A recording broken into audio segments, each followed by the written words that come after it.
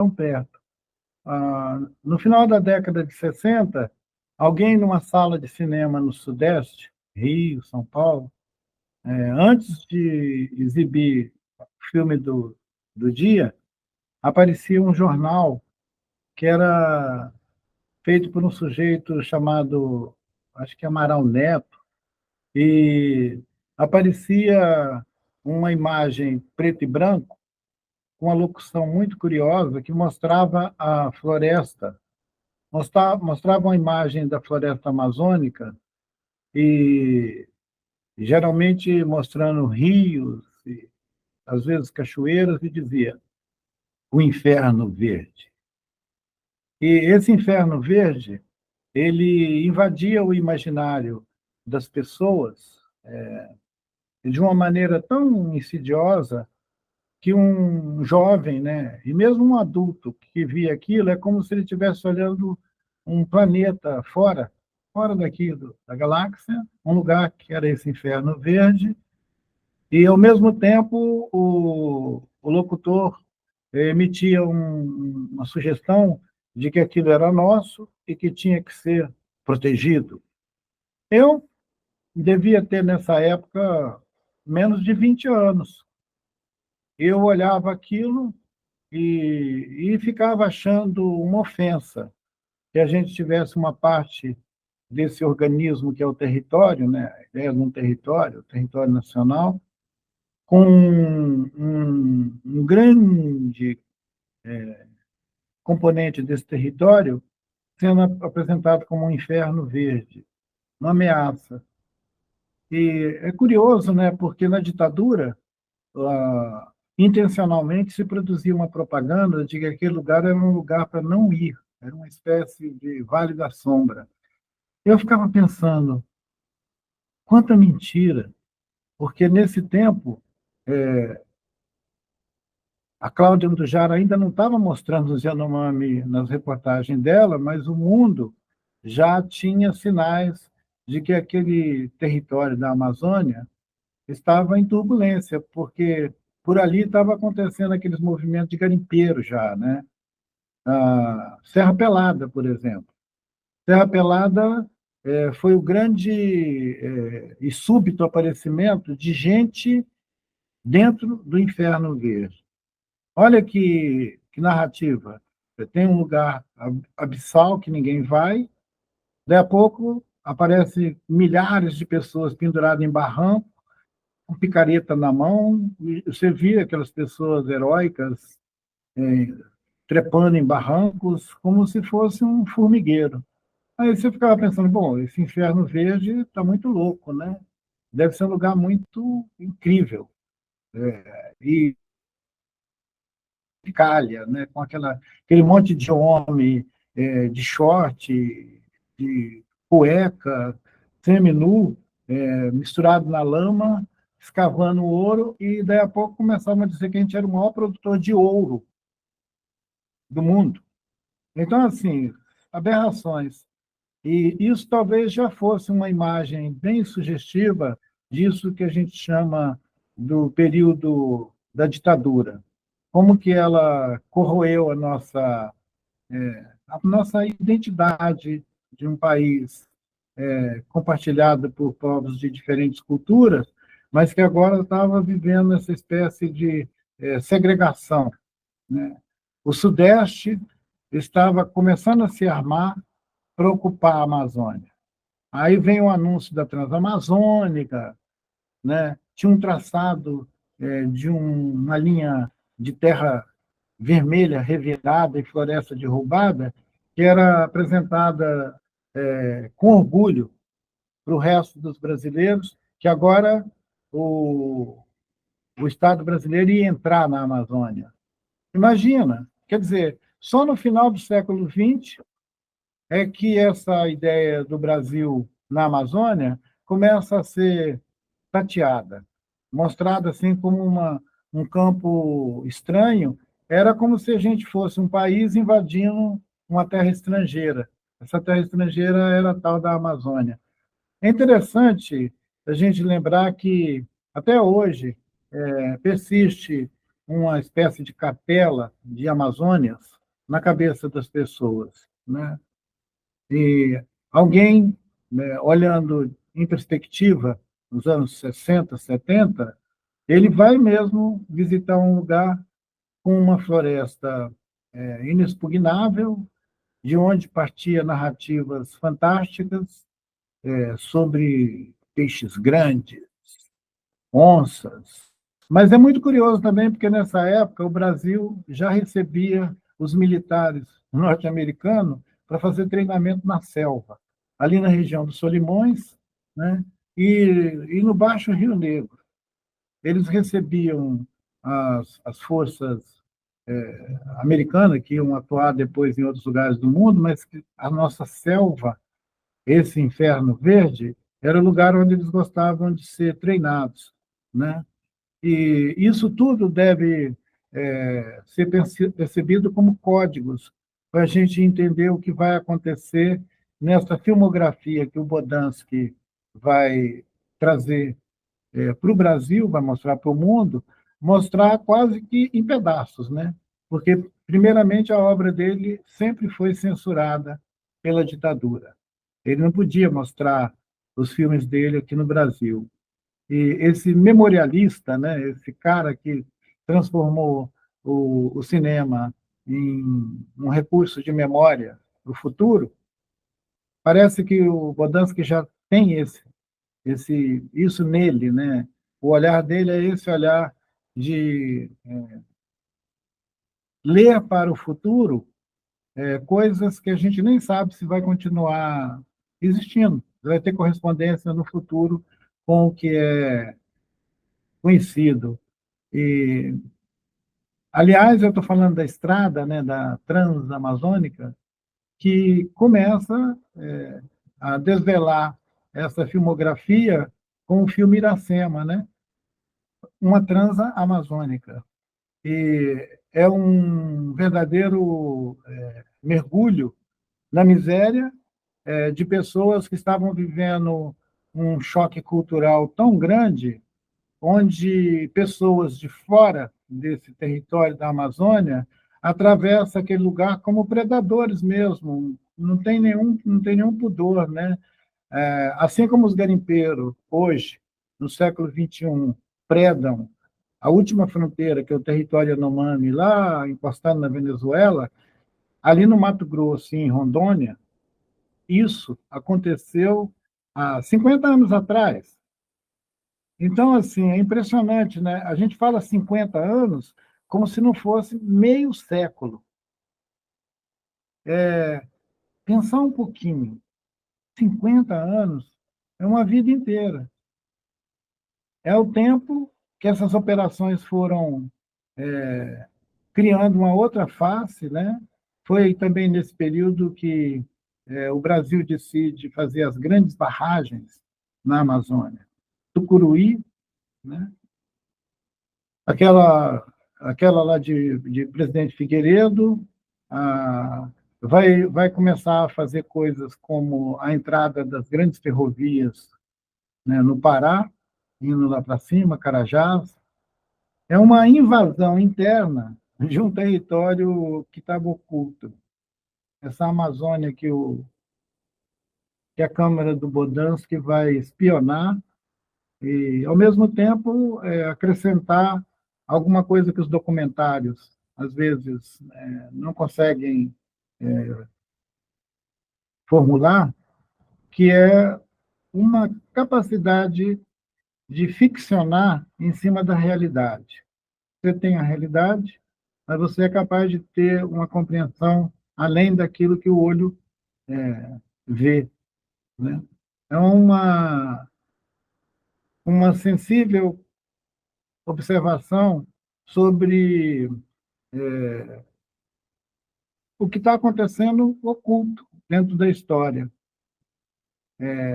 Um registro da história com uma poética muito sensível à obra do Bodansky, não tem dúvida. E tem grandes cineastas contemporâneos dele que também atinaram para essa possibilidade de deixar registros que são documentários para o futuro, digamos, documentários para o fim do mundo. No caso da Amazônia, esse registro para o fim do mundo, ele privilegia o ser humano. É muito interessante, porque outros cineastas, mais ou menos coincidentes com os anos 60, 70, olharam essa região da Amazônia, mas é interessante que as pessoas estavam interessadas já nisso que é a natureza, a ideia de uma natureza, né? Uma certa criação também nossa, dos humanos, de achar que existe um lugar que é natureza. E o Bodansky, ele olha a, o ser humano, né? Ele olha a pessoa, com um detalhe até muito sutil de olhar cada pessoa. Iracema é isso, é um olhar sobre, uma memorialística sobre um corpo, né? Sobre pessoas sofrendo essa consequência de uma política ampla, autoritária, e que parece que eles tinham a fé mesmo inabalável de que o mercado, essa coisa do capitalismo, é capaz de gerir o mundo. A gente não precisa fazer nada. Deixa que o pau quebra, a grana rola e as coisas vão acontecendo. Parece que é uma ideia comum a todos os autoritaristas, né? O autoritarismo ele tem essa condição de deixar rolar, né? E, e é a ideia da apropriação, né? O assalto à, à mão armada a uma região do mundo que deveria ser, tanto do ponto de vista dos seres humanos, quanto da vida, né, dos seres não humanos, né, a floresta, os nossos rios, as comunidades indígenas, os ribeirinhos, aquela gente que o Euclides da Cunha chamava de caboclos, né? Nessa época, todo mundo na Amazônia era caboclo, exceto quem não era, né? Como diz o Viveiros de Castro. A gente não tinha ainda um enunciado de que ali havia diversidade, que ali tinha ribeirinhos, que ali tinha o povo indígena, que esses povos indígenas eram tantos e tão diversos, nada disso. Isso era tudo ocultação. Aquilo era um lugar, era um inferno verde. Então, as diversidades que estavam implícitas naquele território, elas ficavam ocultadas sob aquelas botas, né? As botas têm essa capacidade incrível de encobrir tudo. E encobriu muito a violência contra os povos que estavam em condição autônoma dentro da floresta. Logo subindo do Mato Grosso para Rondônia, a Transamazônica, com as máquinas do Batalhão de Engenharia, né, avançada, que eram as bases do Exército na Amazônia, eles foram mecanizados, eles foram transformados em grandes empreiteiras. E esse conluio das empreiteiras e das Forças Armadas, a melhor imagem é aquela que mostra os soldados do Exército dirigindo máquinas, retroescavadeira, patrolas enormes, arrebentando com a floresta, arrastando com aquele carretão, né, um correntão grande, derrubando árvores, arrancando árvores.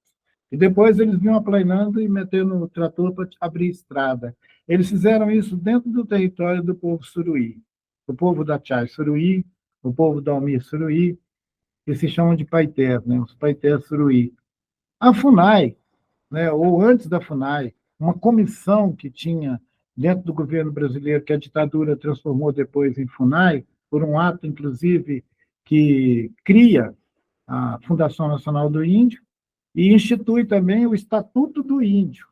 Né? Eram tudo ferramentas da ditadura para controlar aquele território e nivelar aquele território, digamos assim, numa mesma platitude. Né? Aqui todo mundo é caboclo.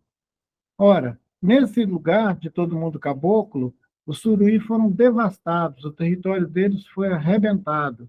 Os vizinhos deles, os Cinta Larga, tiveram também o território deles totalmente devastado pelas máquinas do Batalhão de Fronteiras, junto com as empreiteiras abrindo a Transamazônica. É nesse cenário que uma mulher, né, uma menina, vai sofrer todo tipo de abuso dessas novidades que estão chegando, né? O caminhão, a carretona grande, diesel, esse cheiro podre do petróleo se espalhando pela floresta, assustando a vida selvagem, afastando a caça. Chega uma hora que esses povos nativos, atropelados pela máquina do progresso, não têm onde caçar nem pescar, porque também seus igarapés estão cheios de restos de petróleo. Os tambores, aqueles tambores de ferro que transportava o combustível, eles eram jogados para todo lado, eles enferrujavam, espalhavam resto nos igarapé. Você começava a ver agora um lugar enferrujado e os corpos indígenas atravessados por uma violência que parecia que era o fim do mundo. E aos olhos de alguém que estava, né, no caminho de pensar essa resistência indígena, nisso que ia ser esse futuro improvável, era um horror. E eu olhava com uma mistura de horror e revolta, isso. E do Suruí e do Cinta Larga, eu conheci as pessoas que avistaram de dentro da floresta esse barulho todo. Alguns desses meus companheiros, depois de movimento indígena, eles relataram muito da experiência deles de sentir a violência que foi a Transamazônica, a entrada daquela grande estrada cortando a floresta. Depois ela avança para além de Porto Velho, avança de Rondônia para chegar no que é Manaus e depois subir até Boa Vista. Todo esse trajeto é sangrento, né? Depois de Manaus, quem vai sofrer essa violência da Transamazônica são os Uruê-Uauau, que aparece no relatório da Comissão da Verdade até hoje como um povo que foi propositalmente esmagado no seu território para a abertura da Transamazônica e para o acesso a ela, que ia ser aquele corte lá em cima, que é a perimetral norte, a que vai entrar no território Yanomami. Quer dizer, esse período é ele que lança uma verdadeira campo de guerra contra os povos nativos na Amazônia, em que é o território e o cenário da obra do Bodansky. E ele não vai ficar só entre Mato Grosso e Rondônia com Iracema. Ele vai atravessar também esse território com um olhar, que vai conseguir enxergar a fronteira com a Colômbia, lá onde estão os Ticuna, onde mais à frente a Câmara do Bodansky vai mostrar uma situação que a gente podia até pensar que ela fosse de uma pré-Amazônia sem a invasão da ditadura, que é quando ela era um território também muito suscetível a movimentos messiânicos. E ali você tem o irmão José da Cruz, que é um messias, que aparece no meio de um território indígena, como se fosse uma súbita aparição, vestido com uma túnica branca, carregando um cruzeiro e fazendo pregação de fim de mundo.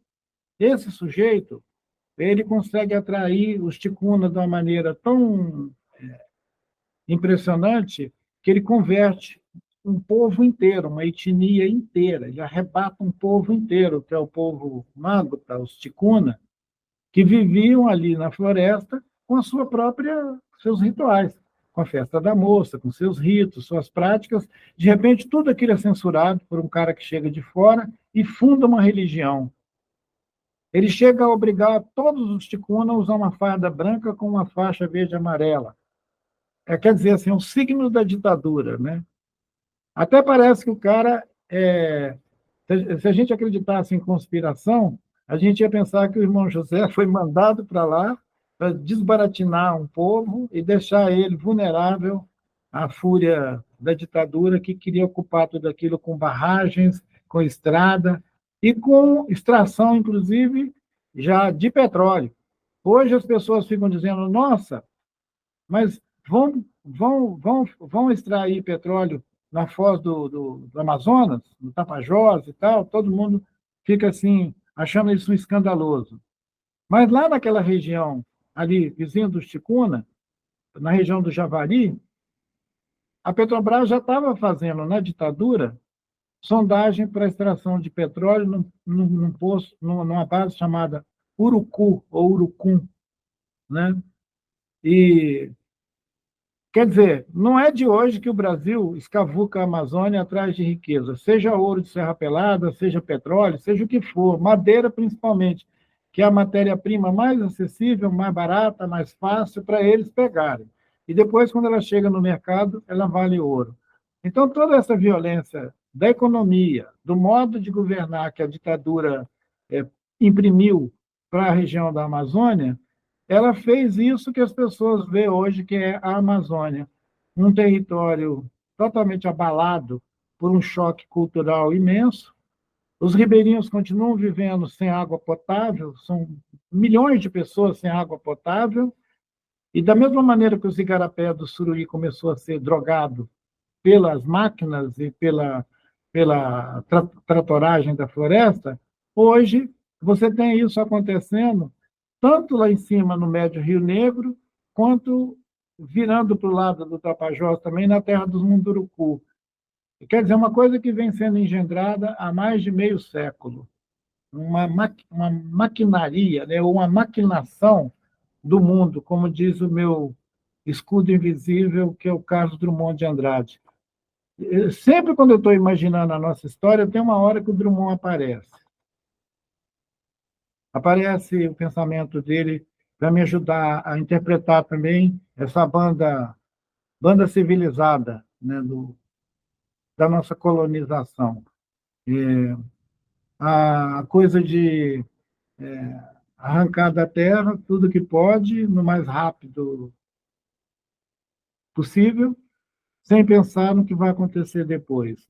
Nós estamos com os igarapé e os rios, até hoje, sob ameaça constante, né? E quando o Bodansky vai lá nos Ticuna, ele encontra um povo dominado por uma seita, né, que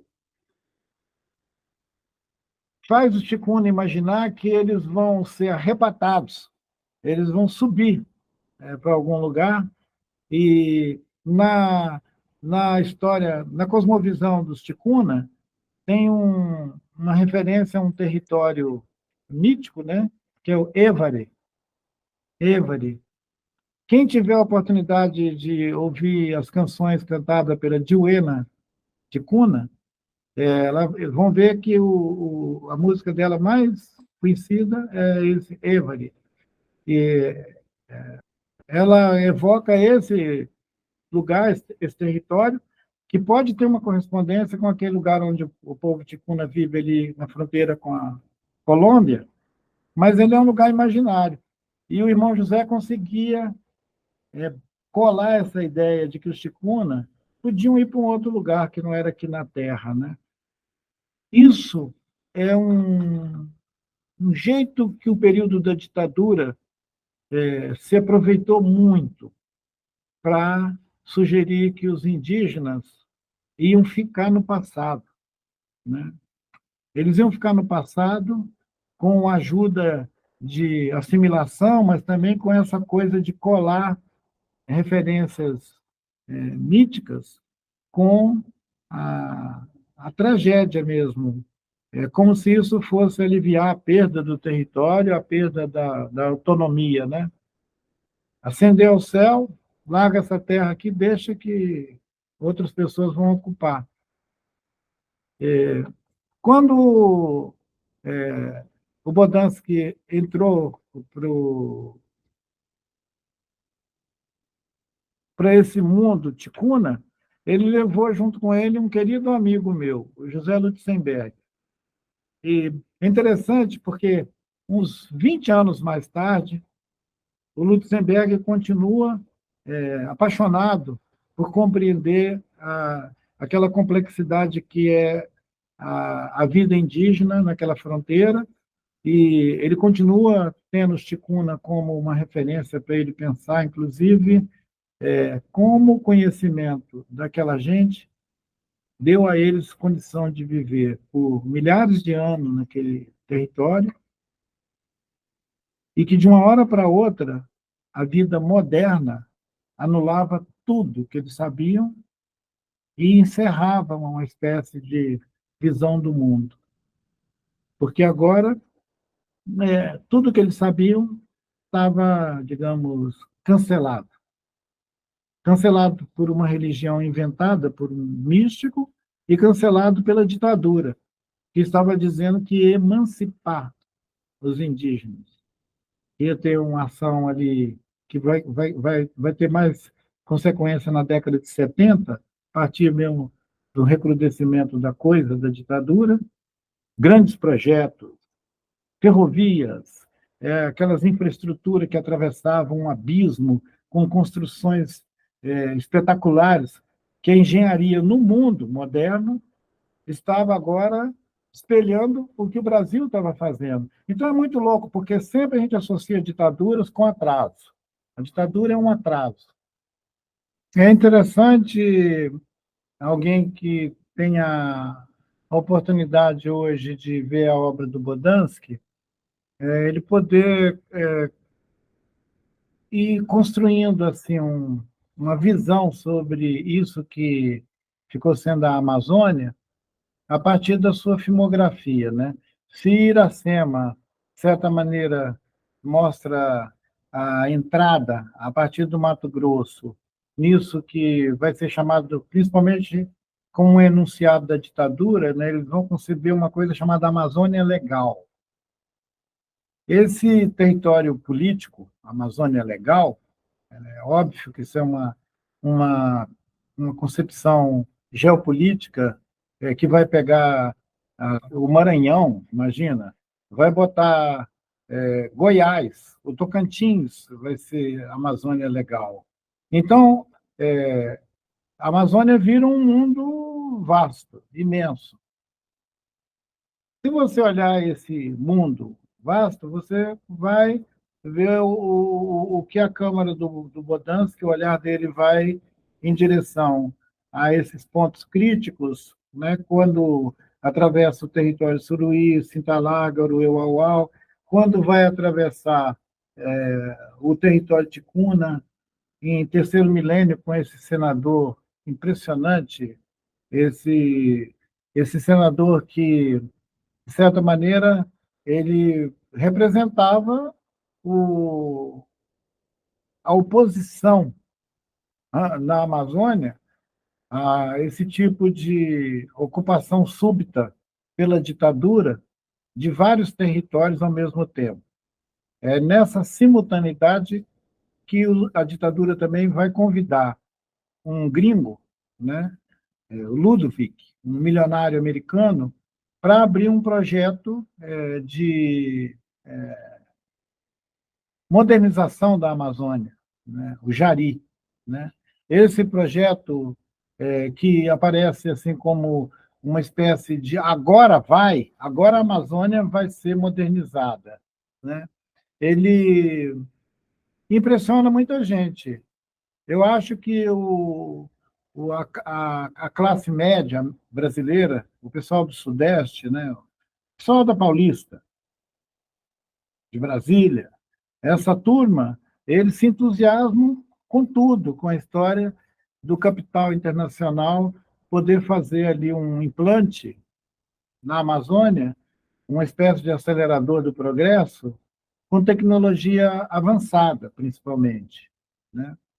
E, e entram substituindo a floresta por monocultura, gente, onde eles acreditavam que a principal produção daquele grande projeto seria o Brasil virar um fornecedor de celulose para o mundo. O Brasil ia ser, digamos assim, o ponto alto da produção de celulose a partir de uma planta projetada, onde os moradores viveriam lá dentro e onde também você podia incluir alguma coisa do repertório do que hoje chamam de bioeconomia, né? É curioso, né? Porque tá vendo como é que a ditadura é esperta? Ela mistura coisas aparentemente incompatíveis umas com as outras e vai levando. A ideia de que, não, tudo, no fim, o mercado vai resolver isso. E, nesse caso, era o mercadão mesmo, entrando pesado com investimentos, que agora não era investimento público. O que o Brasil estava fazendo era só entregando aquele pedaço da Amazônia. O capital internacional ia acelerar ele, fazer aquilo virar uma planta industrial moderna. E aí vocês imaginam a maquinaria disso, né? Imagina quanta gente, quanto trabalhador que estava sobrando aqui no Nordeste, mesmo lá em cima, no Maranhão, muita gente precisando trabalhar, onde eles vão começar a forjar esses milhares de garimpeiros que a gente tem hoje, solto pela Amazônia, zoando, e nem a gente tem uma política pública hoje que consegue assimilar esse tanto de gente que foi carreado para lá em torno de grandes projetos que eram realmente megalomaníacos, tipo Belo Monte, né? Belo Monte é o que você vê agora, mas o Jari era uma coisa na escala Belo Monte. Eram milhares de trabalhadores, eram contratos com empreiteiras de tudo quanto era canto do país e de fora do país para erguer o Jari. A propaganda que a ditadura fazia do Jari era impressionante e era contraditório, porque as pessoas diziam, pô, mas os militares não queriam tomar conta do país e eram ciumentos com relação à soberania, essa coisa. Não. Assim como eles treinavam o exército americano na floresta amazônica, recebia eles de braços abertos, eles também recebiam o capital internacional através desses milionários americanos para investir ali na Amazônia, nessa região que foi cogitado de erguer o maior projeto de colonização daquela época na América do Sul. Quer dizer, o nosso território parece que sempre esteve disponível para qualquer tipo de aventura, seja no século XXI, Belo Monte, seja no final dos anos 60, 70, a implantação de uma coisa tão inviável que, com a reação de gente como o Evandro, né? Evandro Carreira, não é isso? Aquele senador histriônico, ele é que pediu a CPI do Jari. Ele e um grupo de outros caras do MDB, né? Senadores, né? Porque é bom a gente não esquecer que a ditadura suportava a existência de uma coisa chamada Arena, que era o partido de sustentação da ditadura, e uma outra coisa menor chamada MDB, que era aquele do Ulisses Guimarães. Esse sujeito que foi acompanhar o Bodansky nos Ticuna, ele vai ser também um dos caras que vai pedir a CPI do Jari, investigar como que o Brasil estava entregando um território, um vasto território na Amazônia, para um projeto de internacionalização estrangeiro. Então, olha que contradição. Um jovem hoje deve achar que aquele projeto era um projeto, digamos assim, monolítico, né? Todo mundo ali estava pensando a mesma coisa. Parece que não, porque tinha gente que estranhava como que o Brasil estava abrindo sua economia, liberando em geral, para todo mundo vir aqui especular nosso território e a nossa vida. E outros achavam que isso era a melhor coisa, a internacionalização. A ideia, por exemplo, de criar uma zona franca na Amazônia, né? A partir de Manaus, transformar Manaus num centro de aceleração do desenvolvimento, né? Aliás, essa ideia de acelerar o desenvolvimento parece que é uma doença congênita, né? Estava na ditadura, está no presente, essa fúria de acelerar o desenvolvimento. A, a presença desse capital em regiões da Amazônia, que se repete a cada ciclo, está agora estrangulando o Tapajós. Se os Munduruku não se erguessem agora, com a coragem e a força que eles estão expressando, aquela região do Tapajós já estava totalmente ocupada por essas grandes corporações do setor de soja, né, armazenagem, processamento, e também pela economia da agropecuária, que quer avançar para dentro desses territórios, e que mesmo a gente não estando numa ditadura como aquela dos anos 60, 70, o Estado brasileiro é co-partícipe dessa maquinaria. Do mesmo jeito que era na ditadura, gente. É terrível, mas a gente precisa entender que hoje o BNDES financia programas análogo àqueles do Jari, análogo àqueles de Tucuruí, e, e que é importante a gente refletir por que nós incidimos sempre num desastre como esse, que é o de perder a capacidade local dessas famílias produzir seu próprio alimento, terem suas próprias economias localizadas.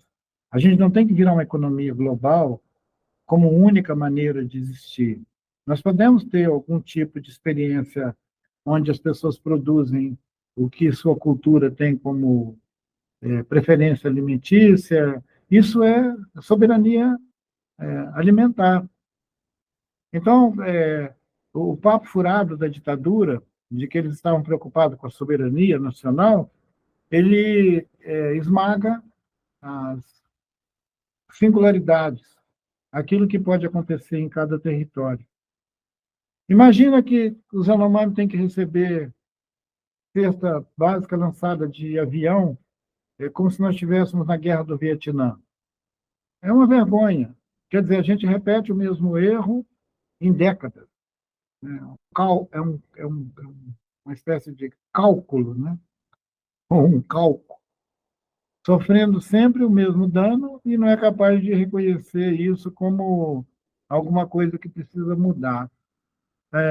O projeto Jari faliu escandalosamente, deu um cano monumental à economia do Brasil e deixou para trás uma terra empobrecida e milhares de pessoas desempregadas, um monte de desempregado, que, de novo, eu quero lembrar a vocês que é assim que você cria o contingente de miseráveis que fica zoando na Amazônia de um garimpo para o outro. A gente não tem mais Serra Pelada, mas a gente tem muitas invasões garimpeiras na Amazônia, inclusive no Alto Rio Negro. Para além daqueles que estão dentro do território Yanomami, tem outras feridas na floresta que ninguém faz como Bodansky fez antes de ir lá mostrar aquela imagem escondida.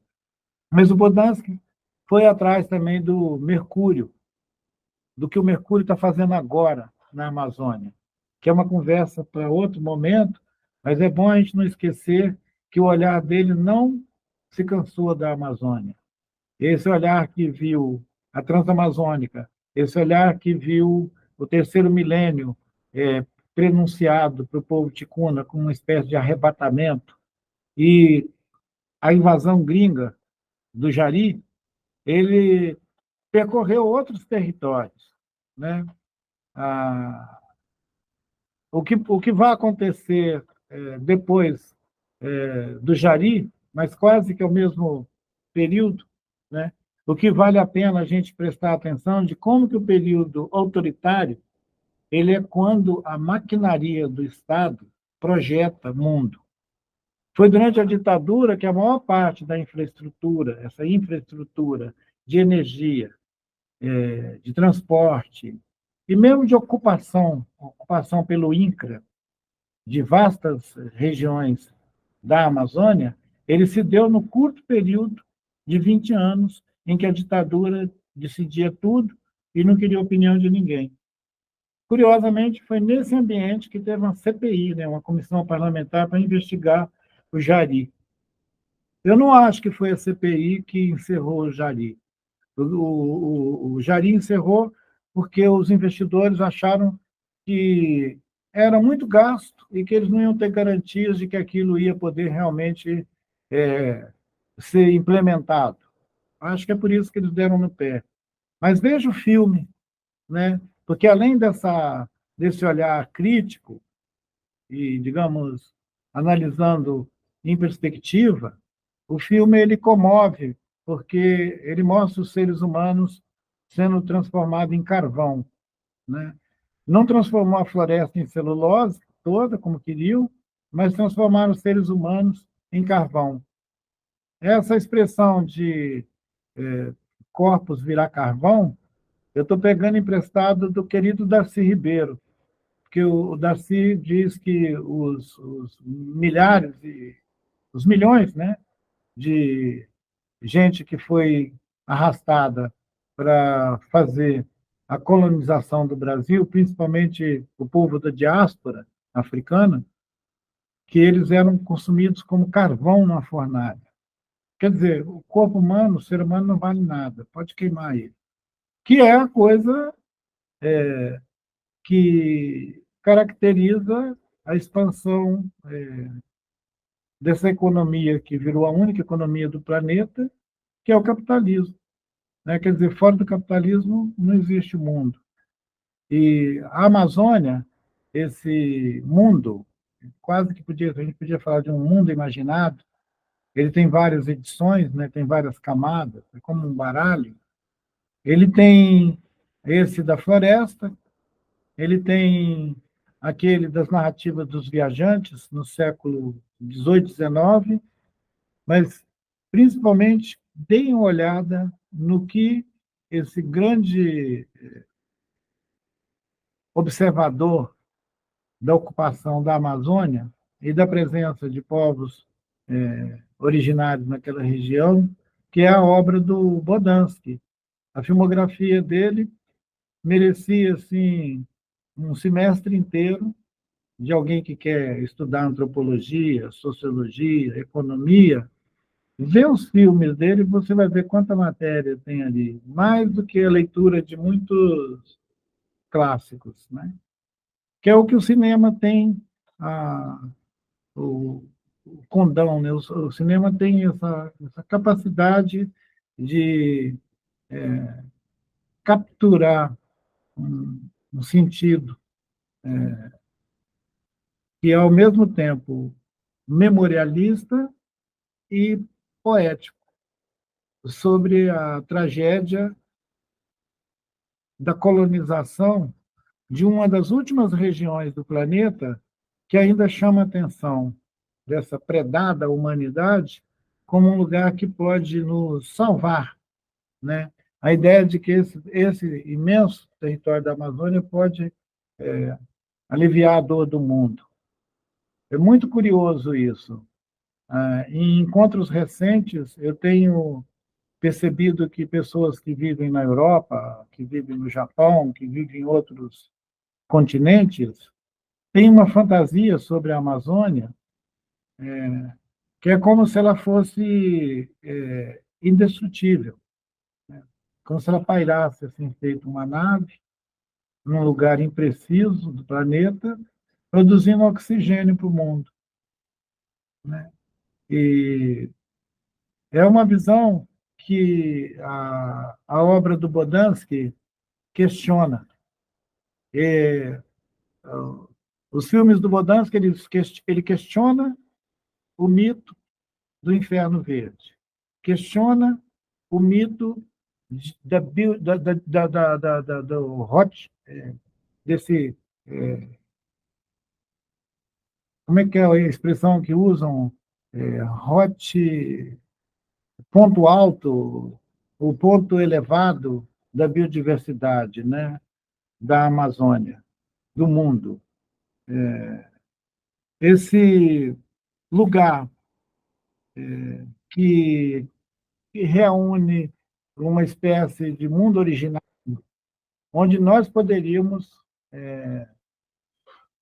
buscar infinitamente, indefinidamente, tudo o que a gente quer: ouro, petróleo, floresta, mas também imaginário, imaginário, tipo assim.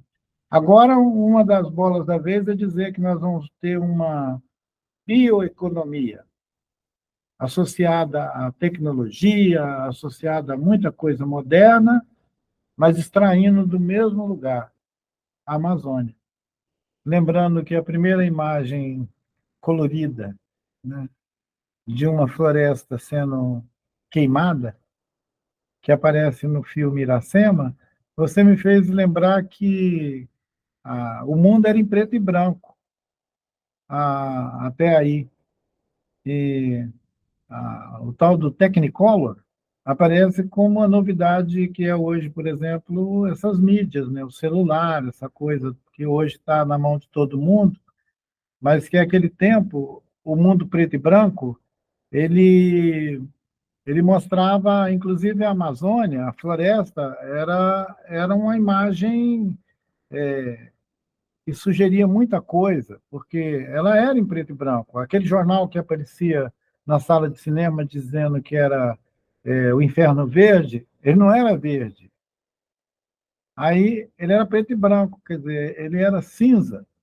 E essa imagem colorida de um lugar agora vívido, queimando, realmente devia causar um horror à ditadura. A vigilância que eles faziam sobre essa região não era brincadeira, não. E a dificuldade para um cineasta entrar nesses lugares que o Bodansky esteve não era só de logística, não era só arrumar um helicóptero ou ir por terra ou chegar de alguma maneira. Era acessar o lugar e sair vivo, porque além da ditadura oficial, as grandes empreiteiras, todas elas tinham milícias. Milícia não é uma novidade na Amazônia. Para vocês terem ideia, tinha uma organização militar, paramilitar na Amazônia, que fazia vigilância no Jari, que chamava Sacopan. Ela fazia vigilância militar em todos os grandes projetos que a ditadura estimulou e apoiou que acontecesse na Amazônia. Inclusive aqueles que foram a vanguarda da agropecuária na Amazônia. Porque quando as grandes fazendas, fazendas de, sei lá, 2.000, 3.000, 10.000 hectares de desmatamento e plantio de braquiária para entrar com gado depois, como aconteceu no Pará, quem fazia a segurança desses empreendimentos eram organizações paramilitares, geralmente com um militar como dono. Era um empreendimento privado, mas com gente engajada nas Forças Armadas, gerenciando equipes de segurança, segurança armada. E um cineasta que fosse pego por esses caras, ele perdia o equipamento e apanhava. Eventualmente levava uma surra. Uma pessoa muito ilustre, conhecida aqui fora, podia perder só os equipamentos e levar umas porradas. Mas um sujeito não muito conhecido desaparecia. Eu nem imagino quantos caras que entraram para tentar documentar regiões controladas na Amazônia nesse período, que desapareceram. Eu até cogito que alguns deles depois foram arrolados como guerrilheiros, né? Porque coincide com a mesma época que um punhado de jovens, alguns nem tão jovens assim, e acharam que podiam fazer uma aventura guerrilheira na região do Tocantins, no Araguaia, e que foram esmagados, né? E é claro que se um cineasta estivesse passeando por aí, ele ia sumir e aparecia depois na vala comum dos terroristas, né? E ditadura é um abismo, né? Onde as identidades desaparecem, onde essa perversa violência se espalha como cultura, e mesmo as pessoas mais frágeis, mais pobres, abandonadas, acabam naturalizando esse espaço de violência, como eu já mencionei aqui, né, aquela invasão da Serra Pelada, chegou uma hora que aquilo lá era uma subestação do inferno, mas que estava tudo organizado. É a planta de um projeto megalomaníaco como os que vão anteceder Belo Monte e que vão tentar se ampliar depois para produção de energia, mas também para processamento de recursos que são extraídos desses territórios para abastecer o mercado de commodity, seja minério, seja madeira, seja ouro, seja lá o que for.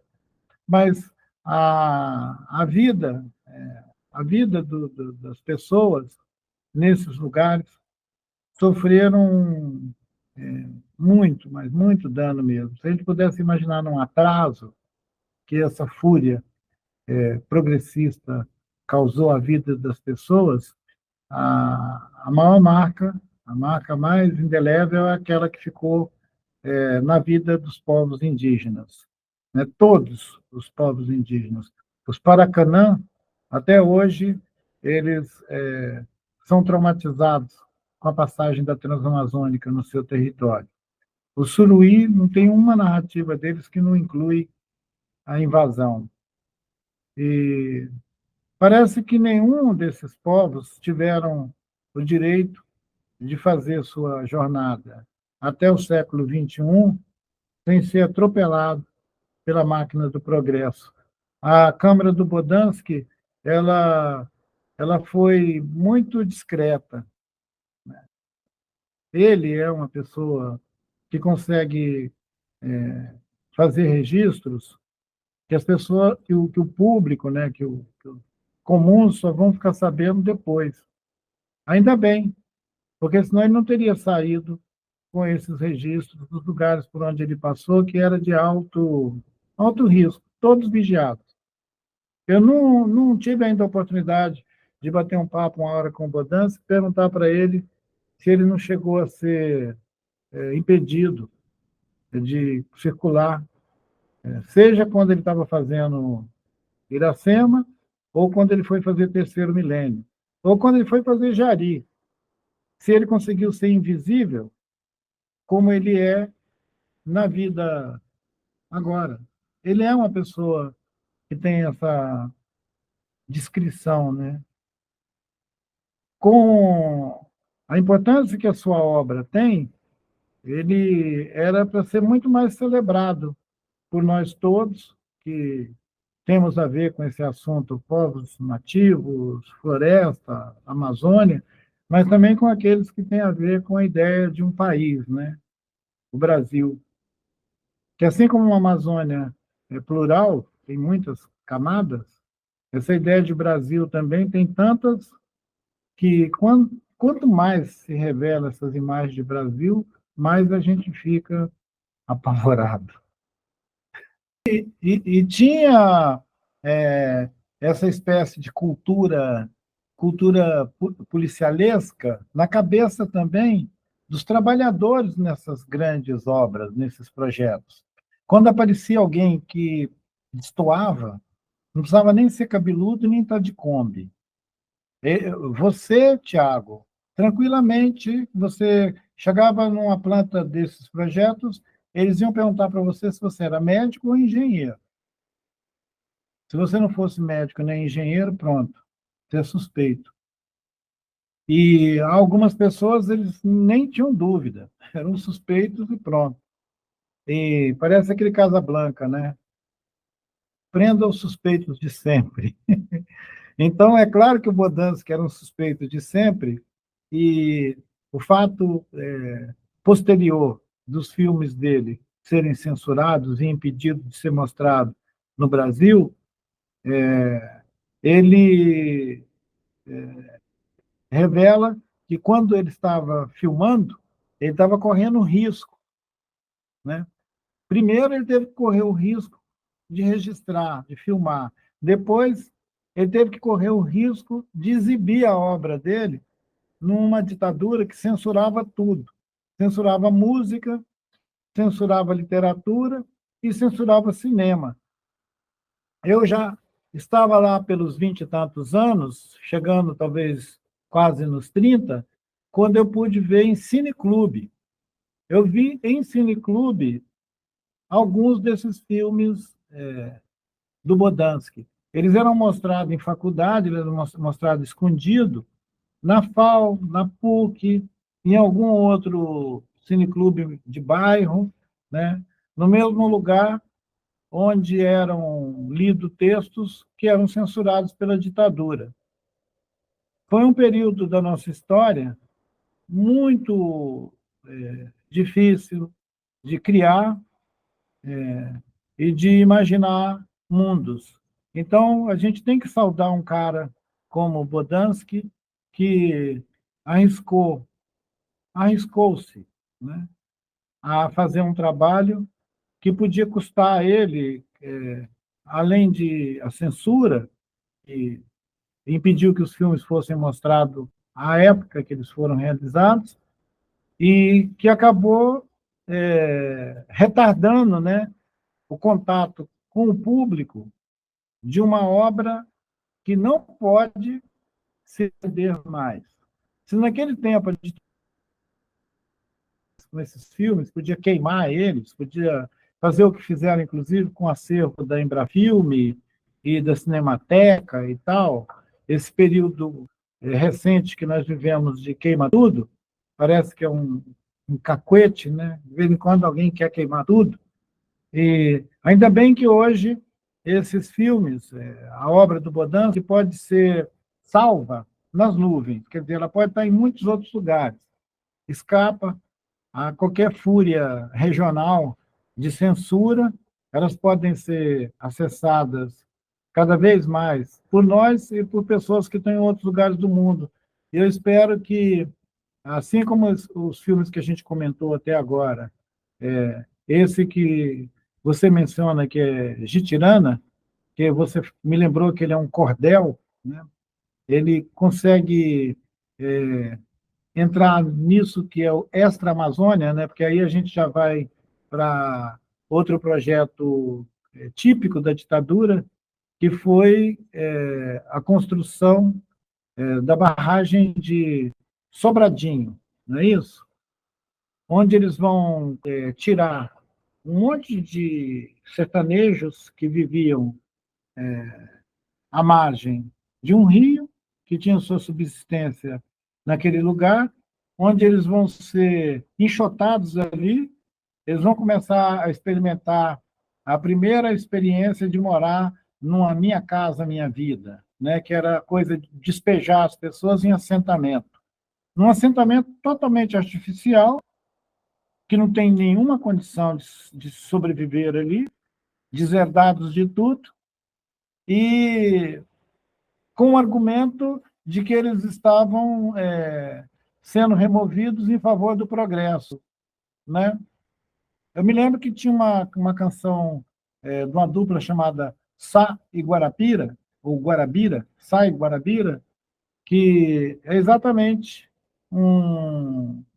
uma celebração da cultura desses povos e das vilas que tinha, dos aldeias que tinha ao longo do rio, e a sua predação pela maquinação do mundo. Essa coisa de você transfigurar a paisagem em nome da economia, de uma ideia de economia, né? Porque, na verdade, se você olhar essa obra do Bodansky, ela é mesmo um arraso crítico sobre a ideia de que a economia tem algum sentido social, ambiental, e que pode estar associada a algum termo de sustentabilidade, né? A economia ela é um veneno. Chamar qualquer experiência econômica de sustentável é esperteza demais ou maldade mesmo, como essa da ditadura, né?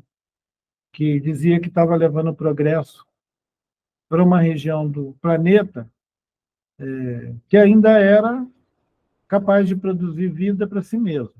E agora ela depende de tudo para poder até beber água, né? Tem muitas regiões da Amazônia hoje que não pode se abastecer da água do igarapé, da água da proximidade de onde as pessoas sempre viveram, que elas estão contaminadas com mercúrio.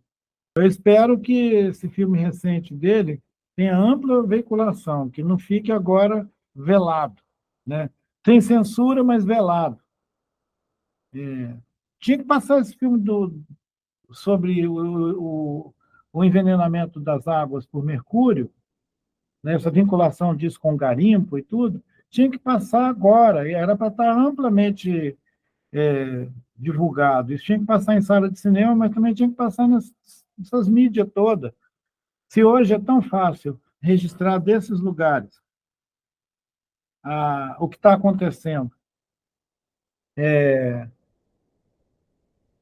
numa simultaneidade que era impossível na época que o Bodansky estava gravando, porque entre o lugar que ele filmava e uma ilha de edição tinha um abismo, tudo podia acontecer no percurso. Hoje, do local, uma pessoa pode mandar uma imagem direto, de repente, lá de dentro da terra Yanomami, mostrando um evento que está acontecendo ali agora. Essa facilidade que hoje nós temos de interagir, de mostrar uma coisa que está acontecendo, parece que ela tem a desvantagem também de ter banalizado a imagem e de não ter o tratamento honesto, né, daquele que está com o olho na cena e que pode compartilhar aquela imagem com o mundo. Essa, essa contra essa contra-imagem, né, que poderia ser oferecida sobre a Amazônia, sobre a narrativa da Amazônia, feita por amazônidas, ela é tão recente que talvez ela seja quase que vinculado ao celular, à existência desses aparelhinhos, desses dispositivos. Quer dizer, é tão recente quanto a idade dos adolescentes que estão andando por aí com o celular na mão. Mas hoje, esses olhares são milhares, né? Tem milhares de olhos de dentro da floresta, capaz de ver criticamente aquilo que o Bodansky tinha que fazer escondido. Então, a gente devia incentivar essas pessoas que estão na floresta que parem de consumir conteúdos de fora e que sejam capazes de produzir conteúdos de onde eles estão, para a gente ter um pouco mais de empoderamento social sobre essa região da Amazônia, que, independente da gente estar ou não no regime autoritário, ela continua sendo um território estranho à maioria das pessoas que vivem, por exemplo, no Sudeste brasileiro. Eu, às vezes, fico impressionado com a falta de conhecimento sobre a nossa geografia territorial. Uma pessoa de São Paulo acha que não precisa saber onde é a Amazônia. Ele pode se referir à Amazônia como um lugar imaginário. E seria muito bacana a gente ter um pouco mais de conhecimento sobre o nosso território amplo, né, sobre o país. Não, não para qualquer coisa além do conhecimento. A gente podia considerar que a Amazônia é uma fronteira do conhecimento. Se você não chegar lá, você é bairrista. Fizemos essa viagem na filmografia do Bodansky, quase que a gente encerrou esse vasto território da Amazônia como a ambientação da conversa. Mas eu também, o tempo todo que a gente estava aqui conversando, ressoava para mim o que acontecia fora desse tal de incógnito mundo da floresta, né, da Amazônia, esse inferno verde da ditadura. A, Aquele período, ele custou caro a vida de milhares de pessoas também extraterritório da Amazônia. Ah, Foi anunciado recentemente pelo Ministério Público Federal que no dia 2 de abril próximo haverá uma cerimônia aqui na capital do estado de Minas Gerais, onde será feito um, um pedido público de desculpas do Estado brasileiro ao povo Krenak pelos danos da ditadura. A maioria das pessoas não sabe que, enquanto eu crescia, a nossa aldeia foi transformada num reformatório, que a ditadura quis fazer uma experiência de militarização, onde criou uma coisa chamada Guarda Rural Indígena. E os Machacali, os nossos vizinhos Ticumã, né, e os Krenak, foram o coletivo arregimentado para essa experiência fascista, né? Espancamento, tortura, militarização, ao ponto de criar uma guarda rural indígena constituída só por pessoas indígenas que tinham sofrido pena. Eles foram penalizados, foram obrigados a viver numa área confinada, sob vigilância militar, e obrigados a aprender, inclusive, o Código Militar, aprender a fazer tortura. Tem uma imagem de 1972 de dois soldados indígenas fazendo uma demonstração no 7 de setembro de como torturar alguém no pau de arara. Eles fizeram isso em praça pública, num desfile no 7 de setembro de 1972, com autoridades, o governador do estado, ministros, todo mundo assistindo e a banda de música tocando. Dentro da ditadura.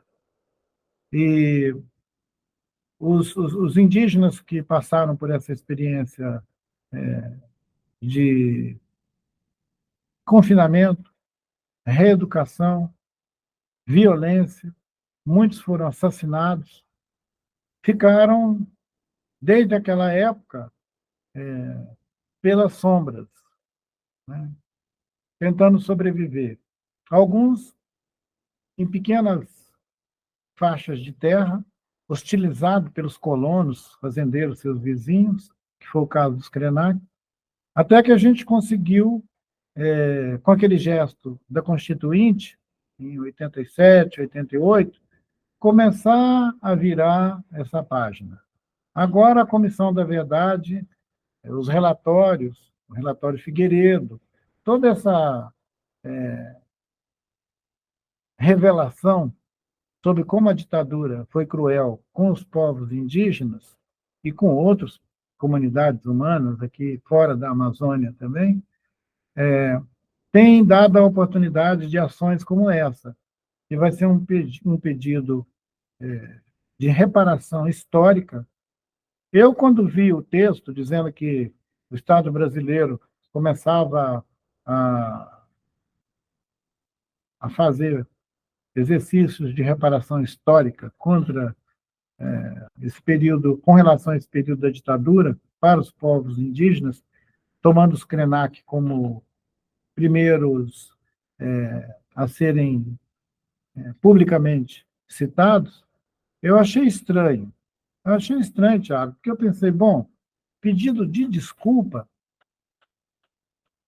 você destrói o ecossistema, você mata o rio, você assassina as pessoas, você tortura, você traumatiza uma comunidade inteira durante décadas. E um dia, um funcionário do Estado, um funcionário público, seja ele um procurador ou um ministro, aparece numa cerimônia e pede desculpa. Fica me lembrando aquela história do Papa, vinha à América Latina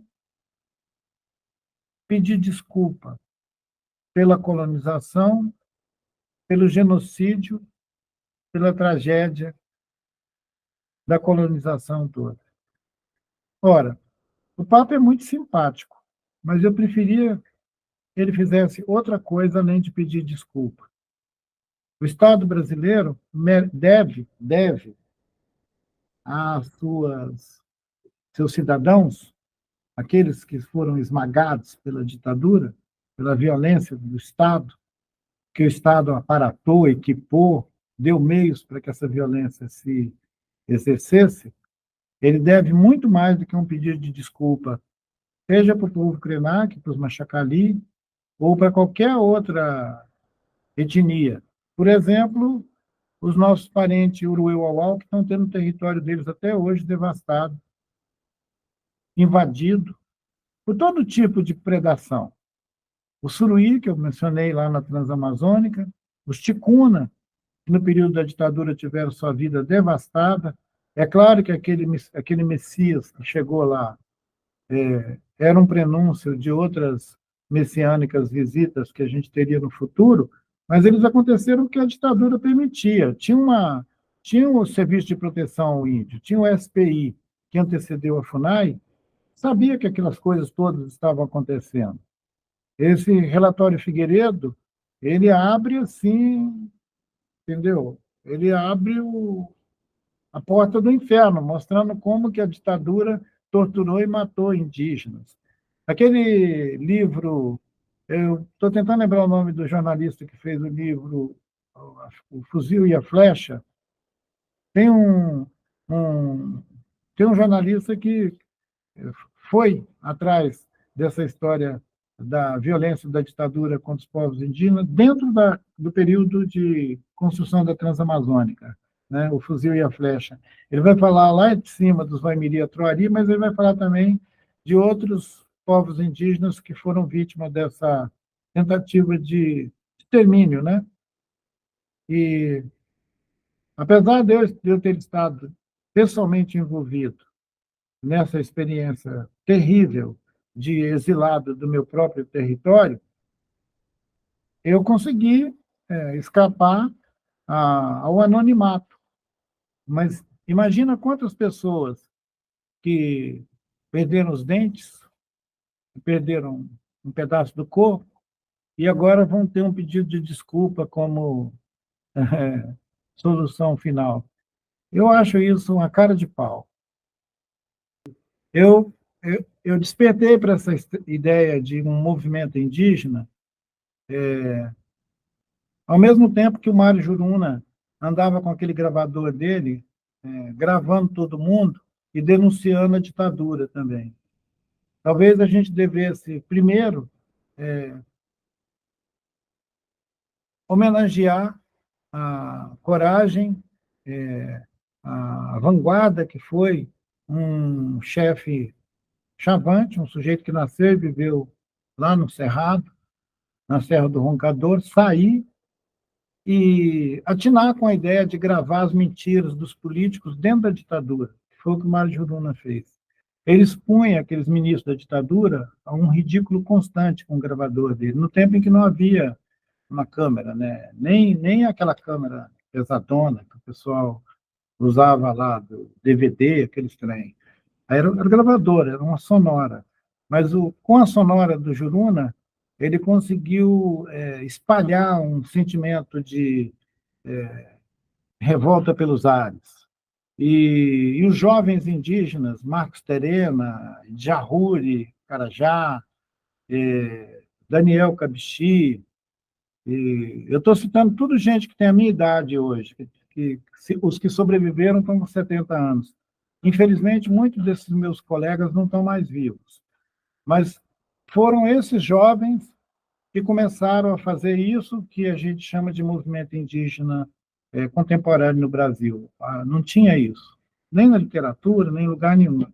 E vale a pena ressaltar que foi dos anos 70, né, daquele período duro da ditadura, que o Marçal de Souza foi assassinado no Mato Grosso, assim como os Kaiowá, Guarani do Dourados, Amambai, continuam sendo violentados lá pelo agronegócio, a monocultura da soja e tudo. O nosso Tupã-I, o Marçal de Souza, ele levou um tiraço. E, assim como o gravador do Juruna, eu acho que eles aceleraram a nossa reação, né? Importantes pessoas indígenas nesse período foram assassinadas, inclusive o Ângelo Cretan, lá no sul, né? Essas poucas pessoas indígenas que falavam, que apareciam e falavam, eles eram executados. Então, a nossa geração, essa que eu me refiro, que é um pouco depois do Juruna, a gente começa a pensar um movimento. O Juruna não, o Juruna foi logo virar deputado. Ele fez uma carreira solo. Ele se juntou com o Brizola e com o Darcy Ribeiro, eles lançaram ele pelo Rio de Janeiro como deputado, ele se elegeu, teve um mandato fulminante, né? E teve muita expressão política, mas custou a vida dele também, né? Adoecimento e morte, quase abandonado. Ele não atinava com a ideia de movimento. As poucas oportunidades que eu tive de conversar com o Juruna, ele sempre ele tinha uma ideia muito altiva sobre si mesmo. Então, ele achava que ele ia resolver o problema dos indígenas, ele, virando deputado ou outra autoridade. E ele é diferente, né, do chefe Raoni, por exemplo. O chefe Raoni abre-se para essa comunicação com o mundo, né? Ele convive com os jovens, vai lá na ATL, participa dos debates, tem paciência com isso, apesar da saúde dele estar impedindo ele de grande movimentação, ele não para, ele fala, eu vou voltar para minha aldeia, se tiver problema, vocês me chamam que eu volto. Eu acho maravilhoso essa maneira de se imaginar no mundo, interagindo com o mundo, né? Capaz de dar solução, capaz de trazer resolução para coisas que a gente não atina. Então, eu, eu, eu me percebo como uma pessoa coletiva que se pôs a construir o tal do movimento indígena, fez aquela participação na Constituinte que não deixa dúvidas sobre como que aquilo foi decisivo para a gente ter os direitos que estão na Constituição hoje, seguir organizando ações de autonomia, de defesa dos direitos do povo indígena no sentido muito amplo. Tem hora que eu fico admirado de ainda estar fazendo isso, porque às vezes eu pergunto, peraí, daqui a pouco eu estou um ancião, precisando ser carregado para dentro e para fora do lugar onde eu vivo, e não paro de espernear. Eu acho que ainda é o reflexo da violência que a gente sofreu e é a minha maneira de reagir ao silenciamento e à invisibilidade que faz com que um amigo que conviveu comigo por mais de 30 anos se surpreenda com o anúncio de que no dia 2 de abril vai ter uma ação reparatória definida pelo STF, pelo Ministério da Justiça, pelo Ministério Público Federal, tudo instâncias criadas na Constituinte de 87 e 88, que no tempo da ditadura não estava nem aí. Então, essas pessoas incumbidas pelo Estado de pedir desculpa aos Krenak, tem uma data, é 2 de abril. Ainda bem que não é 1º de abril, né? Porque 1º de abril é o dia da mentira. porque eu e o Davi, a gente parece que não tem mais vida familiar. A gente quase não convive com nossos netos, filhos, porque o tempo inteiro a gente está se movendo mundo afora. Eu me preocupo, sim, porque assim como o chefe Raoni, que está agora com uma biografia sendo feita e que vai sair pela Companhia das Letras, eu espero, tomara que ele esteja vivo quando ele tem a possibilidade de fazer alguma presença entre nós na apresentação do seu livro. Eu acho que também o Davi, ele tem uma história de reação à violência do branco, dessa colonização brutal, que não é percebida. As pessoas, quando param para conversar com o Davi, eles querem que ele fale de outras coisas, eles querem que ele fale da cosmovisão Yanomami, eles querem que ele alimente o mundo de visões maravilhosas sobre a vida. E não param para pensar, e ele, como é que vive? Como é que ele convive com os fantasmas de milhares de pessoas amadas que foram desaparecidas pela violência colonial, seja no período da ditadura, esse demarcado, seja nos outros surtos de violência que a colonização imprimiu nas nossas vidas, né, vidas brasileiras, digamos assim. E eu mesmo já fui várias vezes demandado, né? Por que você não escreve? Ah, você podia escrever.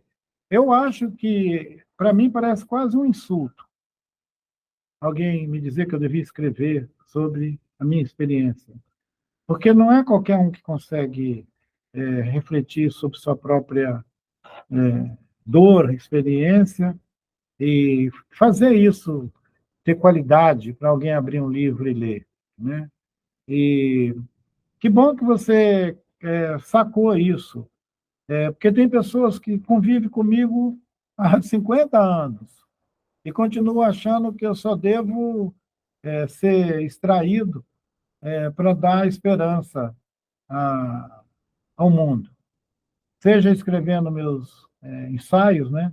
A vida não é útil, ideias para adiar o fim do mundo, futuro ancestral, são faíscas que eu solto e que as pessoas acolhem com muita boa vontade, mas eles precisam entender que isso não é ficção científica. Isso é relato de vida, fragmentos, né? Relato de vida. E quem sabe a gente descobre uma maneira de trazer essa memorialística, porque ela não é só minha, né? Ela é de pessoas que eu estou mencionando aqui que não estão mais aqui presentes, né? É, é uma é quase que uma memória coletiva das pessoas que construíram isso que a gente chama de movimento indígena e que eu me ressinto de que mesmo as lideranças indígenas jovens que estão assumindo ministérios e assumindo agências do Estado, eles não sabem dessa história secreta das vidas indígenas destruídas pela ditadura. E quem não tem memória corre o risco de cair no mesmo buraco mais de uma vez.